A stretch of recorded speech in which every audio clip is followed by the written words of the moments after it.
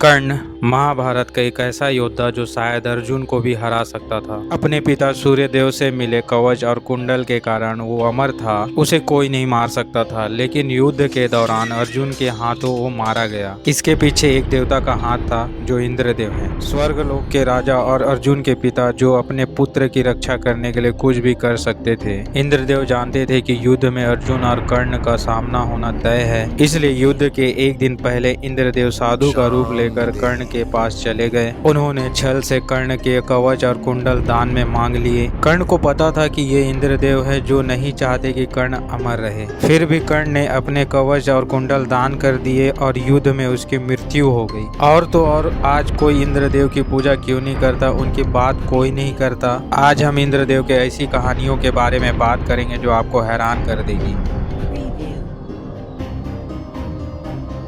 इंद्र, जिसका मुख्य अस्त्र वज्र और जो एक 4 दांतों वाली हाथी ऐरावत की सवारी करते हैं। वेदों के अनुसार इंद्रदेव ने कई बार देवताओं को और पूरे स्वर्ग को राक्षसों से बचाया था, लेकिन एक वृत्र नाम के एक खतरनाक राक्षस ने स्वर्ग को अपने कब्जे में कर लिया। इसके साथ ही उसने धरती का सारा पानी भी चुरा लिया। उस समय इंद्रदेव ने ये प्रण लिया था कि वो स्वर्ग को जीतने के साथ पृथ्वी पर पानी भी लौटा लाएंगे, पर वृत्र को मारना इतना आसान नहीं था। उसे एक वरदान मिला हुआ था कि उसे किसी भी हथियार से हराया नहीं जा सकता था। इसलिए इसका हल निकालने के लिए इंद्रदेव ब्रह्मा जी के साथ ऋषि दधीचि के पास गए, क्योंकि सिर्फ उनकी हड्डियों से ही एक ऐसा अस्त्र बनाया जा सकता था जिससे वृत्र को मारा जा सके। और ऐसा ही हुआ। ऋषि दधीचि ने अपने प्राण त्याग दिए और उनके हड्डियों से इंद्रदेव के वज्र का निर्माण हुआ, जिसका इस्तेमाल करके इंद्रदेव ने वृत्र को मार गिराया। बाकी देवताओं ने इंद्रदेव से प्रसन्न होकर उन्हें अपना राजा घोषित कर दिया और इंद्रदेव ने वर्षा के रूप में धरती को पानी लौटा दिया, और तब से उन्हें बादलों और वर्षा का देवता माना जाता है।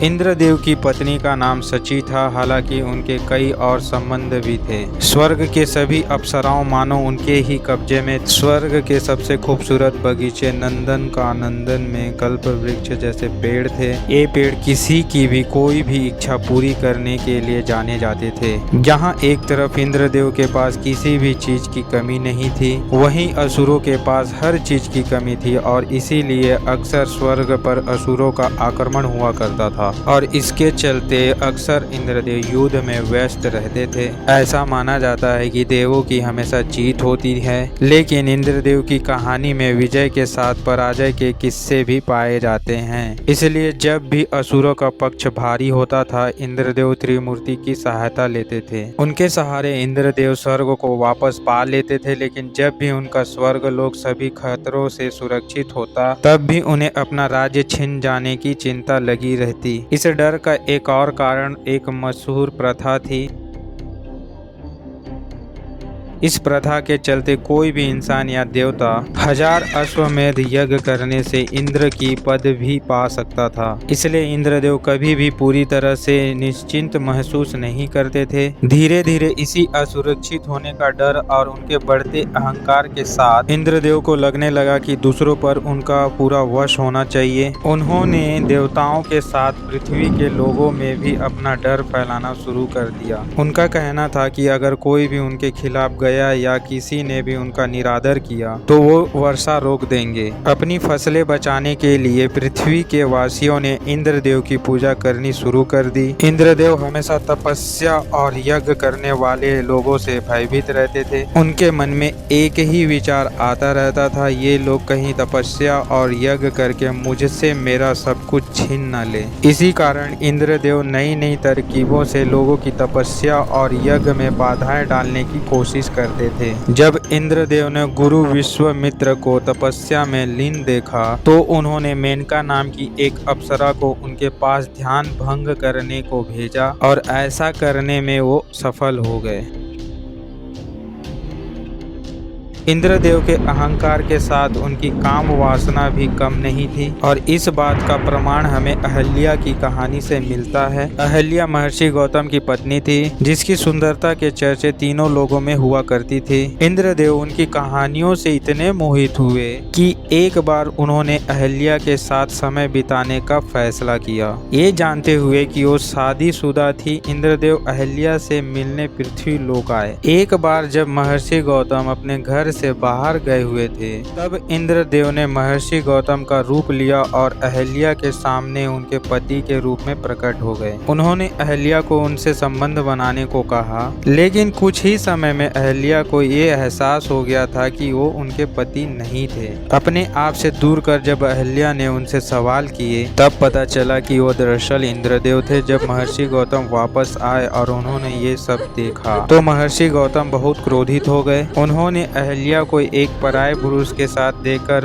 उन्हें श्राप दे दिया कि वो एक पत्थर की बन जाएगी और उन्हें तब तक मुक्ति नहीं मिलेगी जब तक स्वयं विष्णु आकर अहल्या को स्पर्श ना करे। इसलिए वाल्मीकि रामायण के बाल कांड में बताया गया है कि श्री राम जब अहल्या के पास आकर उनके पत्थर के रूप को छूते हैं तो उन्हें इस श्राप से मुक्ति मिल जाती है। इंद्रदेव को भी महर्षि गौतम ने एक भयानक श्राप दिया था। श्राप ये था कि इंद्रदेव के शरीर पर 1000 योनियां आ जाएगी। ये श्राप मिलने के बाद इंद्रदेव की हालत बहुत बुरी हो गई थी। किसी भी देवता से उनका ये रूप देखा नहीं जा रहा था। इसलिए देवताओं ने ब्रह्मदेव की सहायता मांगी। ब्रह्मदेव के कहने पर इंद्रदेव ने शिव जी का ध्यान किया और शिव जी ने खुश होकर इन योनियों को आंखों में बदल दिया। इसलिए इंद्रदेव को 1000 आंखों वाले देवता कहा जाता है। इंद्रदेव को इस श्राप से मुक्ति मिल गई, पर इन्हीं सब के कारण धीरे धीरे उनकी महत्वता कम होने लगी। यही कारण है कि जहाँ एक तरफ वेदों में श्लोक केवल इंद्रदेव के गुणगान करते हैं, वहीं दूसरी तरफ वेदों के बाद लिखे वेदों के पुराणों में उन्हें एक दूसरे रूप में दिखाया जाता है। पुराण, रामायण और महाभारत जैसे महाकाव्यों में उनकी ईर्ष्या साफ नजर आती थी। इंद्रदेव का अहंकार इतना बढ़ गया था कि अगर कोई पृथ्वी लोक पर उनकी पूजा नहीं करता तो वो उन्हें वर्षा रोक के दंड देते। लेकिन समय आ गया था इस अहंकार को तोड़ने का।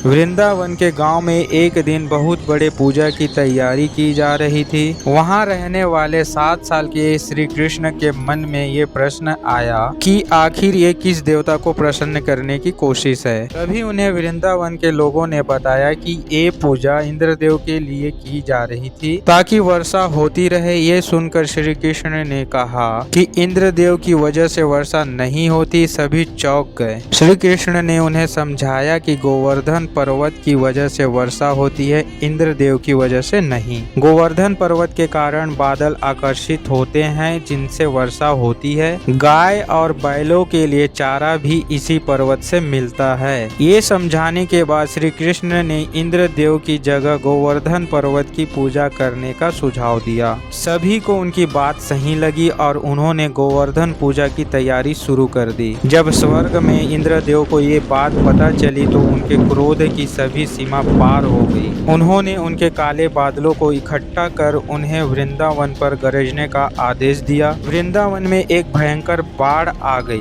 सभी ने जान बचाने के लिए श्री कृष्ण से मदद मांगी। तब श्री कृष्ण ने अपनी छोटी सी उंगली पर पूरे गोवर्धन पर्वत को उठा लिया। सभी वृंदावन वासी और पशु पक्षियों को गोवर्धन पर्वत के नीचे आसरा मिला। वृंदावन में 7 दिनों तक तेज बारिश हुई, लेकिन श्री कृष्ण ने गोवर्धन पर्वत के नीचे सबकी रक्षा की। इंद्रदेव की सभी कोशिशें नाकाम होती गई और आखिरकार उन्हें हार माननी पड़ी और उनका अहंकार टूट गया। स्वर्ग के देवता इंद्रदेव की जगह अंतर मन के देवता की पूजा करना शुरू कर दिया। ये प्रथा आज तक चल रही है। इंद्रदेव की कहानी से ये समझा जा सकता है कि कोई भी कितना भी शक्तिशाली क्यों ना हो, लेकिन अहंकार बहुत कुछ खत्म कर देता है। तो वीडियो में आज के लिए बस इतना ही। वीडियो में दी गई जानकारी आपको अच्छी लगी हो तो कमेंट में बताएं और चैनल पर नए आए तो चैनल को सब्सक्राइब करें। धन्यवाद।